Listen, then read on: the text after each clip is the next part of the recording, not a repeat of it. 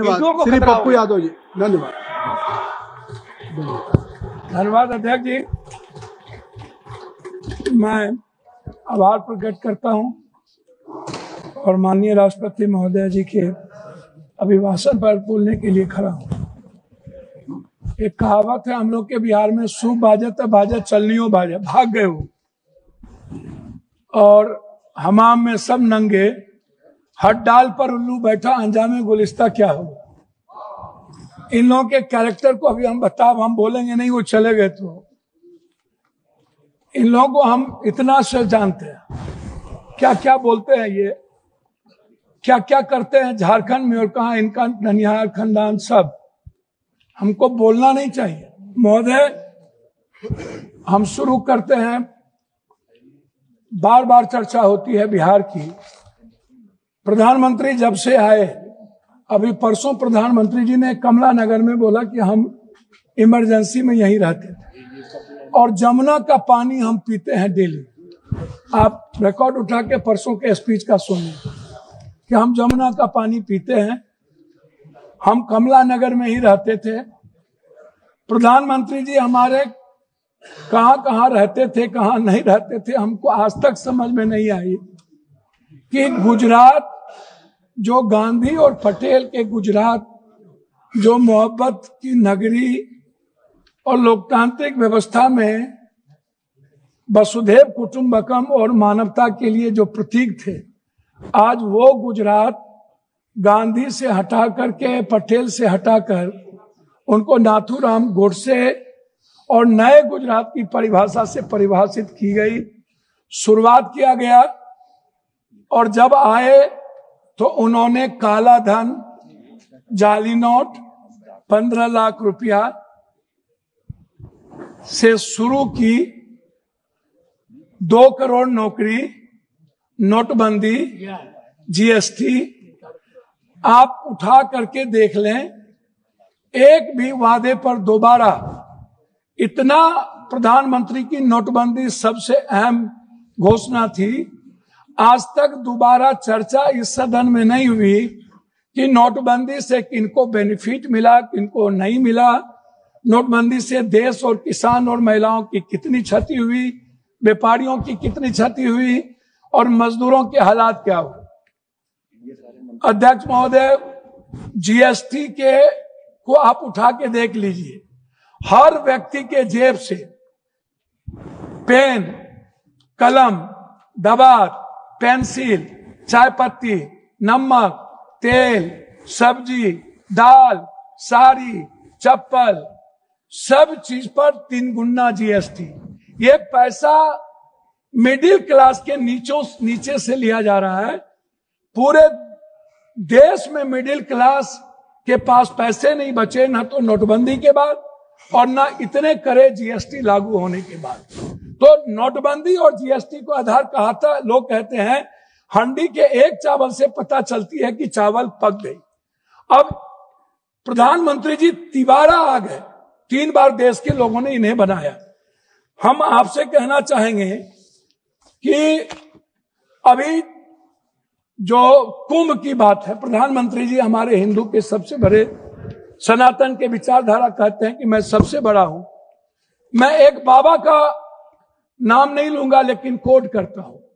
उन्होंने कहा कि जो जो लोग मरे हैं वो मोक्ष चलेगा। तो मैं चाहता हूं कि लगभग बाबा और नागा, जो नेता वहां जाते हैं और जो बड़े पैसे वाला, उनको भी डुबकी लगा के मर जाना चाहिए ताकि इन लोगों का कल्याण हो जाए, ये मोक्ष पे चले जाए। भैया सुनिए, मोक्ष में चले जाएं। बाबा लोग वो बोलते हैं कि बाबा ने कहा कि मोक्ष में चले गए, तो मैं चाह रहा हूं कि ऐसे बाबाओं को मोक्ष में चला जाना चाहिए।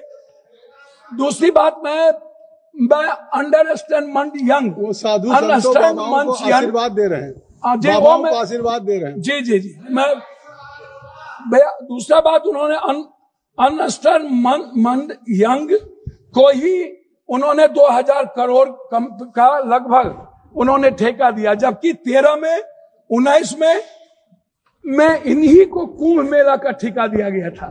4 लोग लगे, सारे मैनेजमेंट, टेक्निकल मैनेजमेंट से लेकर के ये सारे चीज इन्हीं को था। ये कौन है, इन पर क्या इंक्वायरी होगी? अध्यक्ष महोदय, 487 करोड़ का बजट हुआ करता था नेहरू जी के समय, और अब 10,000 करोड़ का बजट है सिर्फ एक कुंभ मेला का। जब नेहरू जी के समय कुंभ में लोग मरे थे तो गिनती थी।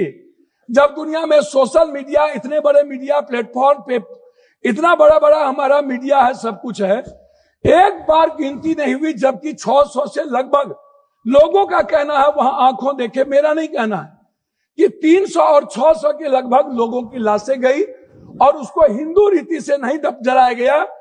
क्या हमारे संस्कार इतने गिर गए कि हम हिंदू रीति से उसके लाश को भी नहीं जलाए? इस जानकारी का कोई आधार है? अब मैं दूसरी बात नहीं करूंगा पप्पू जी, मैं दूसरी बात, अगर इस पार्लियामेंट से कहेंगे इतनी बड़ी संख्या, मैं इस जानकारी का आधार देंगे? आधार ही के रूप में मैं 300 और 600 पर गए, नहीं है।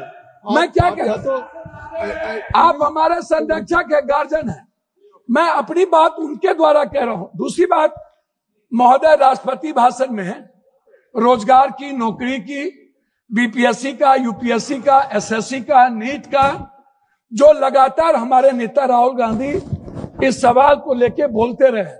बीपीएससी में हमारे बिहार के बच्चों को मारा गया, लगातार धरना पे हैं, हम कोर्ट गए, लगभग पेपर क्वेश्चन लीक आउट होता है इस देश में।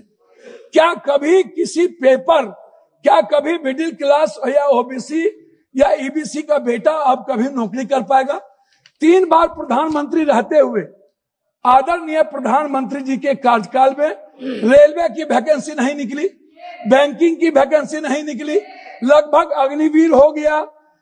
और इतना ही नहीं, नियोजित और संविदा की खेती होगी, परमानेंट नौकरी अब नहीं मिलेगा, नौकरी लगभग प्राइवेट की ओर चला गया। तो प्राइवेट में तो अध्यक्ष जी आरक्षण है नहीं, तो ओबीसी, ईबीसी, एसटी, एससी का बच्चा तो गया। आपने तो हमला कर दिया है आरक्षण पर, 67% आरक्षण नहीं देंगे। अब जाति जनगणना की बात बीजेपी के मुंह से शोभा नहीं देती। मैं कुछ और नहीं कहूंगा, मैं सिर्फ इतना कहूंगा बिहार के बारे में कि जब बिहार की चर्चा होती है, जब ये लोग करते हैं, अभी मैं आपको एक ऐसा चीज दूंगा अध्यक्ष महोदय, एड्रल इंडस्ट्रियल सॉल्यूशन कंपनी, ये निजी कंपनी में सहारा इंडिया भी आता था। सहारा इंडिया लगभग 3 करोड़ लोगों का पैसा अभी झारखंड, आप तो किसी भी स्टेट के साथ सौतेलेपन का व्यवहार करते हैं, आप तेलंगाना देखिए, बेंगलोर देखिए, झारखंड देखिए, झारखंड का आप जीएसटी का पैसा नहीं देते हैं, झारखंड की बंद पड़ी फैक्ट्रियों का आपके रीजन में बंद हुआ, झारखंड में आप, झारखंड की इकोनॉमी की स्थिति क्या है आप उस पर चर्चा नहीं करते हैं, आप बंगाल पे भी चर्चा नहीं करते हैं, बिहार की जीएसटी का पैसा नहीं मिलता है। तो जो लोग ये बात उठाते हैं, मेरा कहना क्या है अध्यक्ष महोदय कि एजुकेशन पर कितना बजट आप देखेंगे, ये मेरे पास है महोदय, 2014 में 7.4, 2024 घट के हो गया 6.4, 19 में 2020-21 में 6.6 की गिरावट आ गई आर्थिक विकास दर में। महंगाई की स्थिति आप देख लीजिए सर, ये कहते हैं ना लगभग 84 से 86 करोड़ को आप कौन सा चावल दे रहे हैं आजादी के बाद, कौन सा? 84 करोड़ 5 लाख चावल पर यह देश पैदा हुआ है। हम 140 में 84 करोड़ जीडीपी की बात करने वाला है।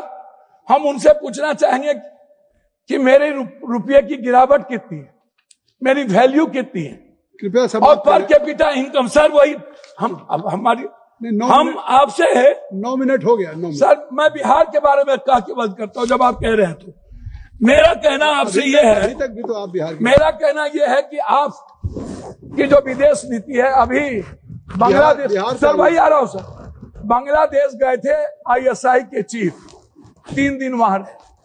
भूटान की आधी सरकार चीन में थी। हमारे प्रधानमंत्री बहुत मजबूत हैं।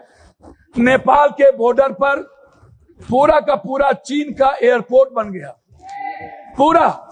सर पोखरा में जाके देखिए, वहां के सैनिक चैन के उतरते हैं। सर एएसआई के एजेंट क्या कर रहा था? सर भूटान के मंत्री चीन में आज 15 दिनों से क्या करते हैं?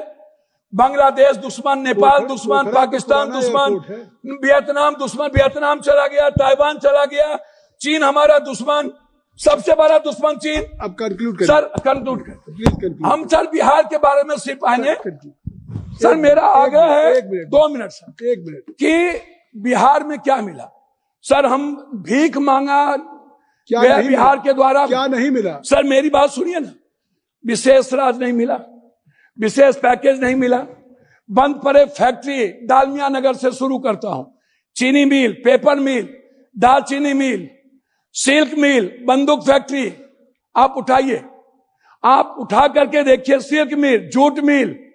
सर मेरे यहां बनमनखी में चीनी मिल बंद हो गया।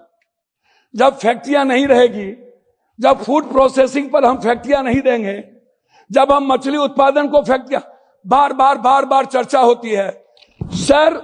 सर मैं बात को खत्म कर रहा हूं, मैं अपने क्षेत्र की बात करूं सर। मैंने अपने क्षेत्र में मैंने कहा कि हमारा जो बॉर्डर है बांग्लादेश नेपाल, इस इलाके में एक एम्स मैंने पूर्णिया के लिए मैंने डिमांड किया। मैं सभी जगह सब स्टेट में 2-3 हाईकोर्ट बेंच है, लेकिन मैंने आग्रह किया कि हाईकोर्ट बेंच हमको कम से कम पूर्णिया में। सर 1 मिनट करेंगे